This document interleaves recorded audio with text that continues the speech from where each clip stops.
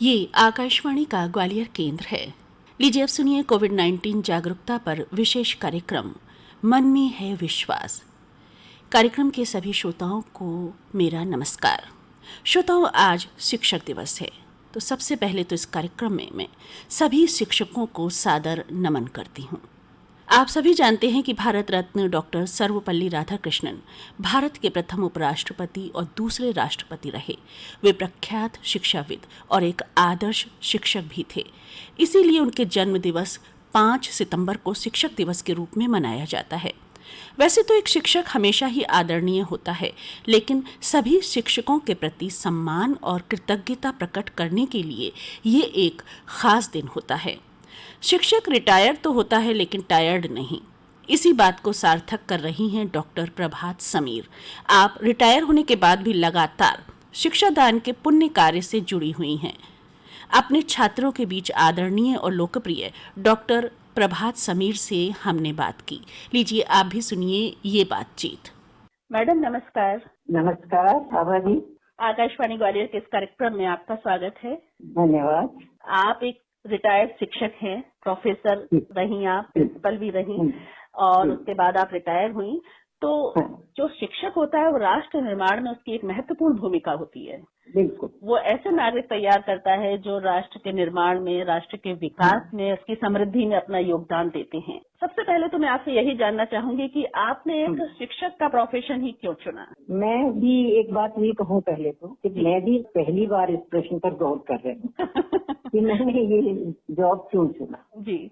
बहुत से पात्र घटनाएं जीवन में ऐसे रहते हैं जी जो हमें दिशा देते हैं। और मैं मानती हूँ कि मेरा पारिवारिक परिवेश जी इसमें बहुत बड़ा संबल बना। मेरे पिता हिंदी संस्कृत के विद्वानों में से एक थे, तो माहौल ये था कि सुबह 4 बजे से उठाकर वो मुझे हिंदी और संस्कृत पढ़ाते थे। अच्छा। वो भी शिक्षा जगत में ही थे। अच्छा। माँ कितनी भी थकी टूटी होती थी, अखबार में उनके हाथ में जरूर देखती थी और कोई पुस्तक देखती। उस समय उनका बहुत प्रभावशाली टीचिंग रहती थी।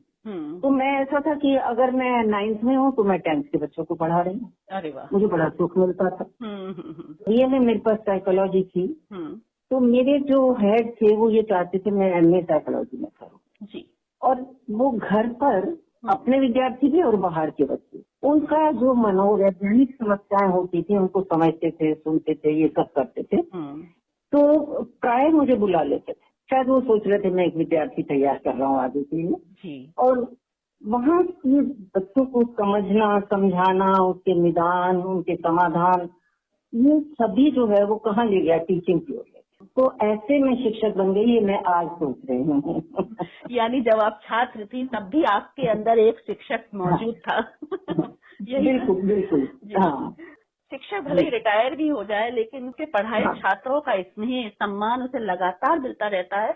और मेरे ख्याल में एक शिक्षक की यही सबसे बड़ी पूंजी होती है जो जीवन भर उसके साथ रहती है। बिल्कुल बिल्कुल। शुरुआत कहाँ से हुई, कहाँ से आपने शिक्षक का जॉब शुरू किया, थोड़ा सा बताइए। एक इंटर कॉलेज में अंग्रेजी के प्रवक्ता के रूप में मेरा अपॉइंटमेंट हुआ।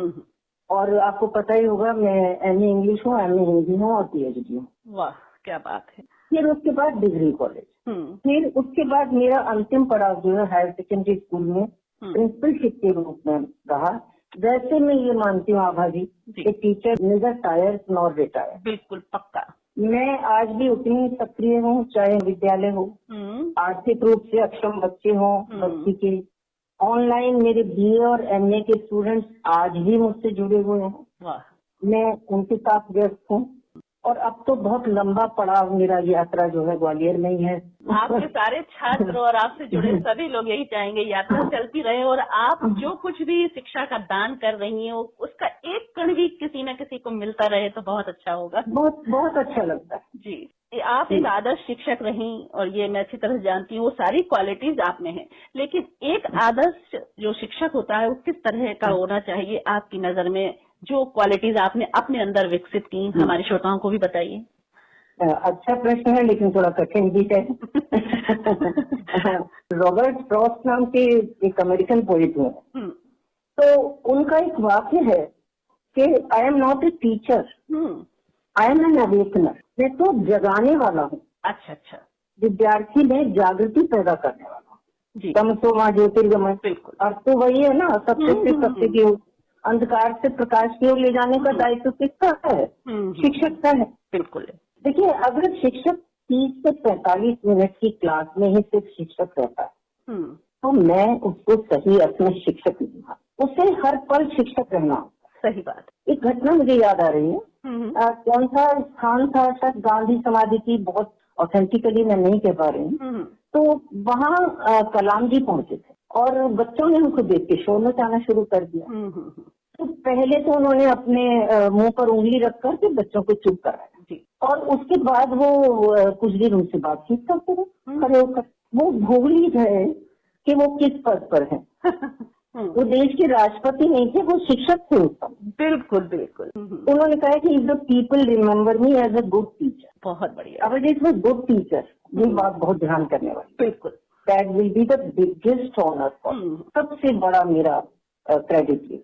सही बात है। अब क्या है, शिक्षक के लिए जो एक चीज थोड़ी सी कमी होती जा रही है वो ये है कि हम अपने विद्यार्थियों की क्षमताओं अक्षमताओं का आकलन करने की जो पहली दृष्टि थी ना हमारी, कैसी पृष्ठभूमि है, कैसा वातावरण है, कैसी मनस्थिति है बच्चे की, और उसको कोई भी अलग से प्रश्न न देकर उस तक ये संदेश पहुंचा देना कि मैं व्यक्तिगत रूप से तुम्हें सम्मान देता हूँ, तो आप निश्चित मान लें कि वह शिक्षक आदर्श तो होगा ही और बहुत सम्मान पाएगा अपने विद्यार्थी। अच्छा, एक और बात भी, हम जो नैतिक मानदंड और मूल्य विद्यार्थियों के सामने हम रखते हैं ना, ऐसा करना चाहिए, ऐसा नहीं करना चाहिए, ऐसे, अगर हम उन पर खड़े नहीं उतरते, सही बात, तो हम शिक्षक के रूप में ईमानदार नहीं।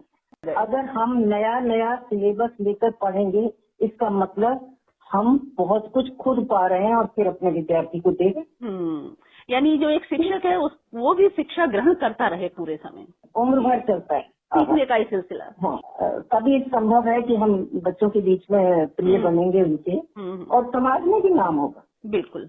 छात्रों पर ही पूरा दोषारोपण कई बार कर देते हैं कि छात्र आजकल शिक्षक की इज्जत नहीं करते, उन्हें वो आदर सम्मान नहीं देते, लेकिन शिक्षक को भी थोड़ा सा अपना आकलन करना चाहिए। बिल्कुल करना चाहिए, वो तो कदम कदम पर आवश्यक है। बिल्कुल। वो तो देखिए, शिक्षक की अगर छवि टूटती है तो बहुत मुश्किल है। शिक्षक क्या है बताइए, रीढ़ की हड्डी है ना समाज की। बिल्कुल। स्पाइनल कॉर्ड सपोर्ट सिस्टम है, वो सपोर्ट सिस्टम जो हमारी सारी ब्रेन को संदेश देता है, बिल्कुल हमें खड़ा करता है। बिल्कुल। और अगर वो सपोर्ट सिस्टम लड़खड़ाता है तो फिर तो बहुत मुश्किल है ना, विद्यार्थी को फिर हम कैसे दे पाएंगे। पहले शिक्षक ही शिक्षा देने का एकमात्र माध्यम था। माँ पिता प्रथम गुरु होते हैं, उसके बाद अब क्या है, सूचना और ज्ञान के केंद्र इतने विकेंद्रित हो गए, डिसेंट्रलाइज हो गए, digital media, e learning, web based learning, तो विद्यार्थी सोचने लगा है कि वो तो खुद ही बहुत समर्थ है ज्ञान प्राप्त करने के लिए। आधी अधूरी अधकचरी कभी मिस इन्फॉर्मेशन भी रहती है।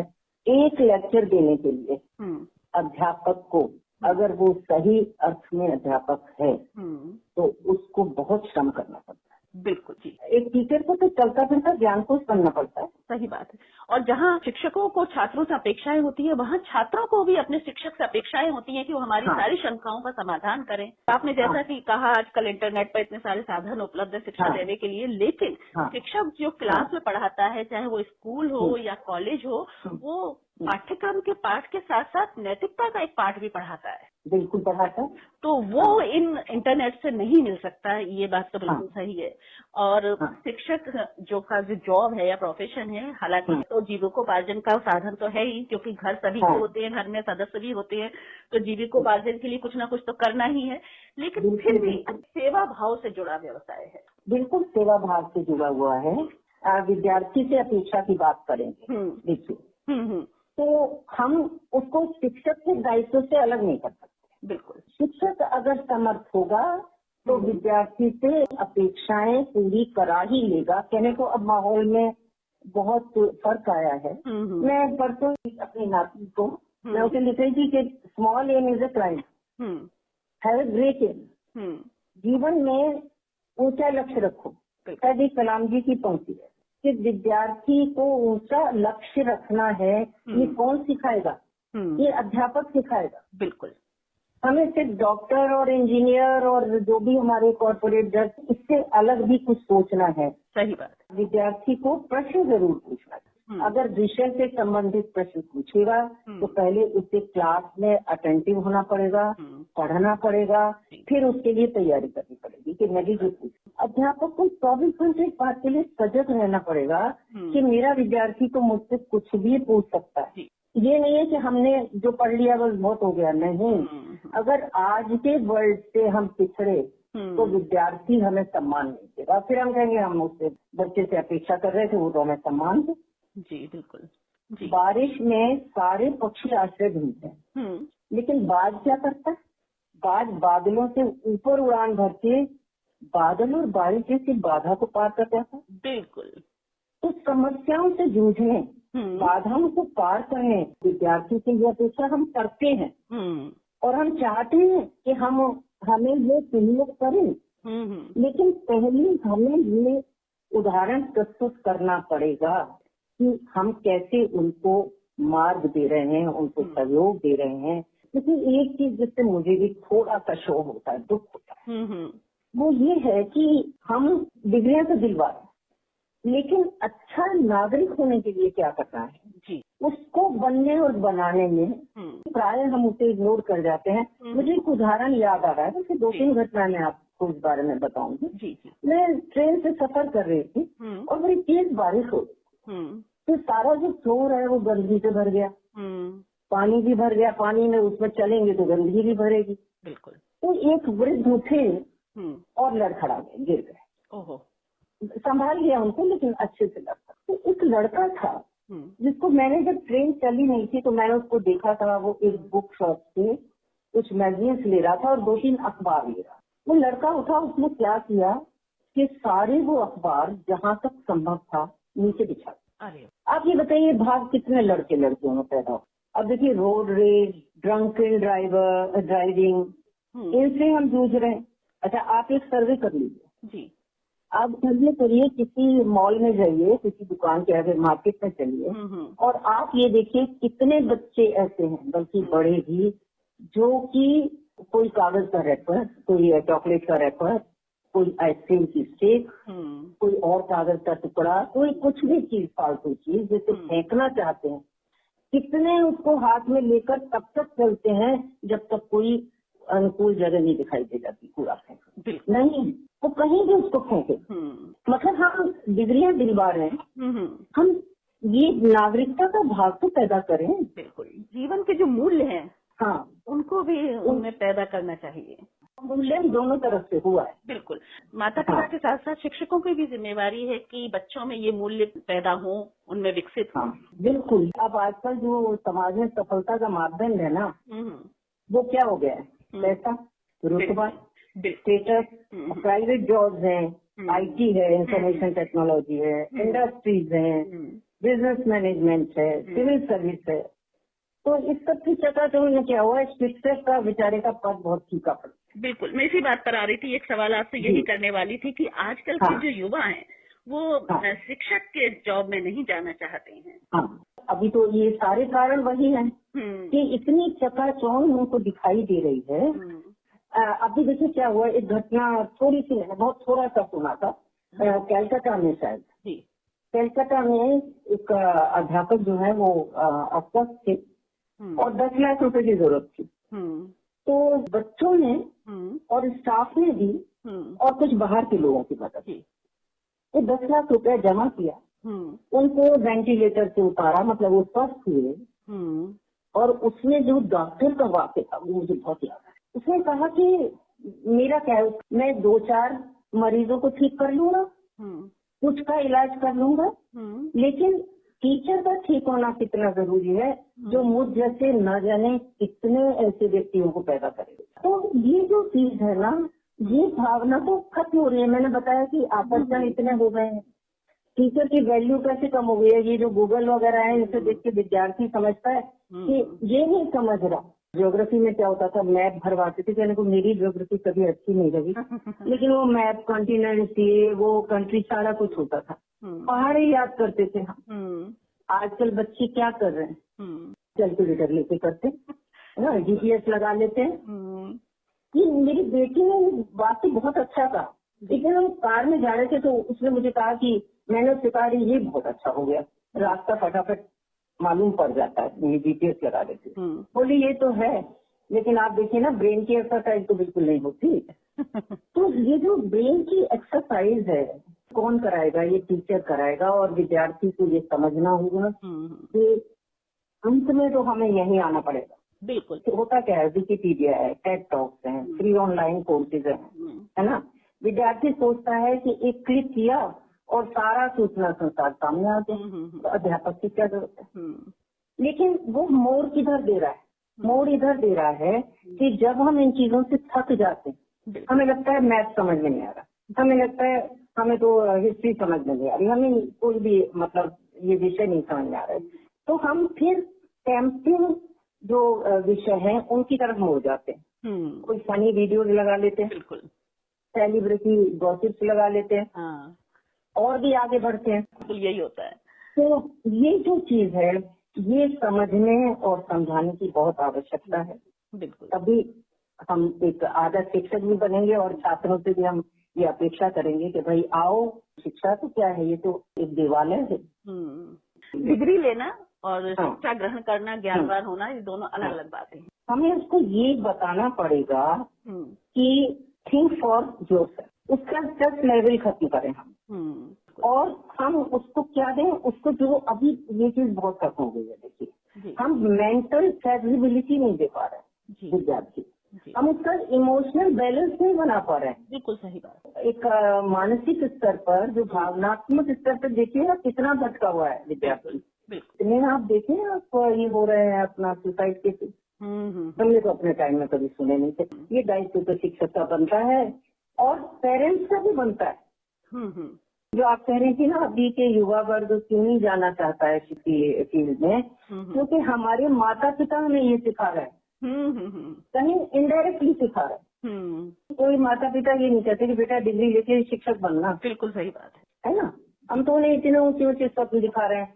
कोई बच्चा पोस्टिंग होती है तो ये पूछा जाता है कितने का पैकेज है भाई, और गांव में जाकर कितने लोग शिक्षा देना चाहते हैं, कितने लोग शिक्षक देना चाहते हैं। बात मैं कहना चाहती हूँ कि टेक्नोलॉजी हमारे लिए बहुत इम्पोर्टेंट है, हम पिछड़ कर तो देखिए नहीं रह सकते। सही बात है, न राष्ट्रीय फील्ड में और न अंतर्राष्ट्रीय फील्ड में। लेकिन हमें ये जरूर देखना पड़ेगा कि टेक्नोलॉजी हमारी लाइफ को शेप कर रही है या मदद कर रही है।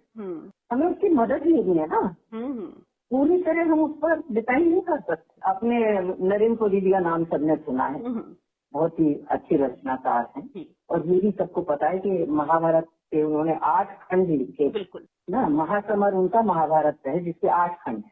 तो इसमें एक जगह वो ये कहते हैं, ये बताने की कोशिश करते हैं, और ये क्योंकि उनका फिक्शन और थोड़ा सा सच्चाई साथ में चलिए, तो हम इसको ये नहीं कह सकते कि ये बिल्कुल सत्य ही होगा। हाँ। लेकिन शिक्षक की एक मानसिकता उन्होंने बताई। उन्होंने कहा गुरु द्रोणाचार्य ने धनुर्विद्या के कुछ गुण जो थे वो अर्जुन को भी देंगे, अपने बेटे अश्वत्थामा के लिए संभाल कर रखेंगे।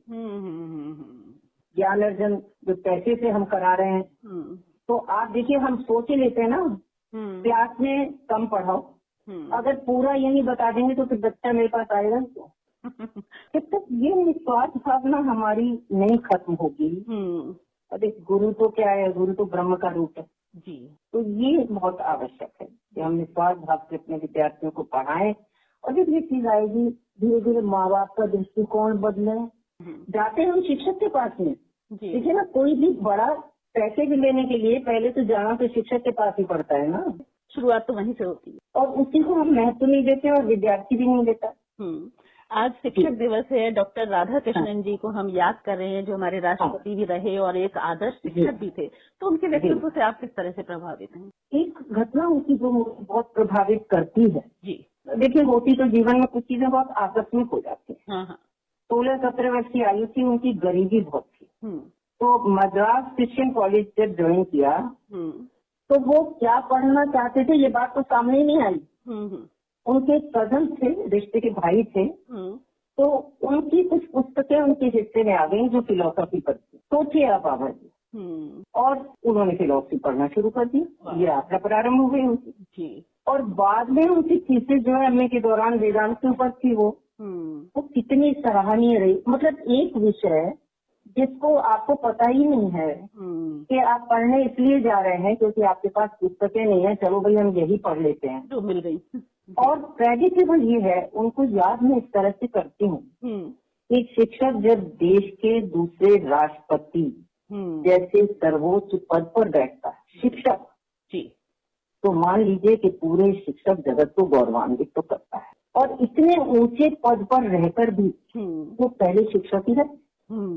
और फिर देखिए ना, उनके समय में हम देखें तो 1947 में क्या था, जब हमें स्वतंत्रता मिली तो भारत का साक्षरता रेट कितना था? 12%। और जब 2011 का सेंसस हुआ तो ये साक्षरता रेट कहाँ पहुंचा? 74%। ये तो मानेंगे ये श्रेय डॉक्टर राधाकृष्णन जी जैसे शिक्षाविदों को तो जाता ही बिल्कुल।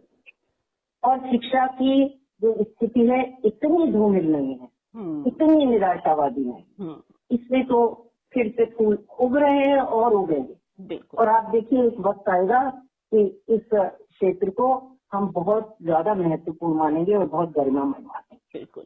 और आज शिक्षक दिवस हम मना रहे हैं, डॉक्टर राधाकृष्णन जी को याद कर रहे हैं, तो यही खास बात है कि उनका जो व्यक्तित्व है, अगर शिक्षक के व्यक्तित्व के कुछ गुणों को भी अपने में आत्मसात कर लें तो मेरे ख्याल में आदर्श शिक्षक कहलाएंगे वो। सबसे ज्यादा तो आवश्यक यही है कि हम चकाचौंध से बचें जी, और हम बच्चों को बचाएं, ये बहुत आवश्यक है जी। ये नहीं है कि देखिए धन जो है वो बहुत आवश्यक है, मैं ऐसा नहीं कहती कि नहीं है, लेकिन मात्र धन को ही हम तरजीह दें। हम सोचे कि बस कमाते हो तो ही अच्छा कमाते हो तो ही योग्य हो, ये जो भाव है ना, चाणक्य को याद करिए ना। चाणक्य ने तो मतलब एक साधारण से बच्चे को उठा करके और किस पद पर पहुंचा दिया और भारत का पूरा इतिहास ही बदल दिया बाबा जी। तो मैडम आप लगातार शिक्षा जगत से जुड़ी हुई हैं और ये आपकी यात्रा जिसमें आप लगातार शिक्षा दान कर रही हैं यूं ही चलती रहे। हम आपको बहुत बहुत शुभकामनाएं देते हैं और आपका आशीर्वाद आपके छात्रों को यूं ही मिलता रहे। मैं ये कहना चाहती हूँ कि टेनिसन अंग्रेजी की पोइट वो हैं और उन्होंने यूलिसिस नाम की कविता लिखी जी, और उसमें उन्होंने यूलिसिस में उनकी पंक्तियां हैं, लिखा है कि how dull it is to pause to make an end to rust unburnished. मैं क्लियर करूंगी इसको, not to shine in to. हम अगर पॉज कर लेता है या विद्यार्थी या शिक्षक और जीवन का अंत समझ लेता है कि बस हो गया, पढ़ लिए बस। तलवार अगर यूज में ली जाती है तो ही वो चमकती है ना, नहीं तो क्या है अनबर्निश, तो रस जंग लगती है, जंग लग जाती है। तो आगे वो कहते हैं as though to breathe were life, मानो बस सांस लेनी है, जीते रहना है। तो मैं शिक्षक के रूप में शिक्षक से यही कहना चाहती हूँ, बच्चों से भी कहना चाहती हूँ कि पॉज मत करो, डोंट मेक एन एंड। जो अनगार्निश्ड रस लगेगी तो जीवन में कहीं कोई लक्ष्य नहीं रहता है, ये बहुत आवश्यक है। बिल्कुल जी। एक बात और कहनी चाहिए, वो प्रणब मुखर्जी जी को जो हमारे महामहिम पूर्व राष्ट्रपति हैं दिवंगत हैं, उनको जरूर याद करना चाहिए समय कि अध्यापक के रूप में उनका योगदान भी बहुत बड़ा है। टीचर्स डे को उन्होंने कहा था कि inspire teachers are the building block of a good education. Building blocks है, तो हम तो ब्लॉक्स है ना, हमें तो जोड़ना है। बिल्कुल, इसके बाद एक कड़ियां जोड़ते चले जाना है और तब हमें अपने विद्यार्थियों से अपेक्षा करनी। बहुत बढ़िया बातें आपने कही हैं और आपसे जो भी बातचीत हुई है उसे हमारे शिक्षकगण भी सुन रहे होंगे और छात्र भी सुन रहे होंगे, दोनों जो सुन रहे होंगे अपने अपने हिस्से की बातें समझ लेंगे और प्रभावित भी हुए होंगे। तो मैडम आपने समय निकाला, आप हमारे कार्यक्रम से जुड़ी, आपको बहुत बहुत धन्यवाद। बहुत धन्यवाद आपका आभा जी। नमस्कार। तो श्रोताओं, अभी आप सुन रहे थे शिक्षाविद डॉक्टर प्रभात समीर से की गई ये बातचीत। श्रोताओं, कोविड-19 का संक्रमण तेजी से बढ़ रहा है कई शहरों में और ग्वालियर भी उनमें से एक है। तो सावधानी पूरी तरह से बरतिए, जहां तक संभव हो घर में ही रहिए। बाहर निकलना हो तो मास्क जरूर लगाइए। सोशल डिस्टेंसिंग का पालन हर हालत में करिए, चाहे कार्यालय हो, चाहे बाजार या कोई अन्य सार्वजनिक जगह। और अब अनुमति दीजिए आभा गुप्ता को। नमस्कार।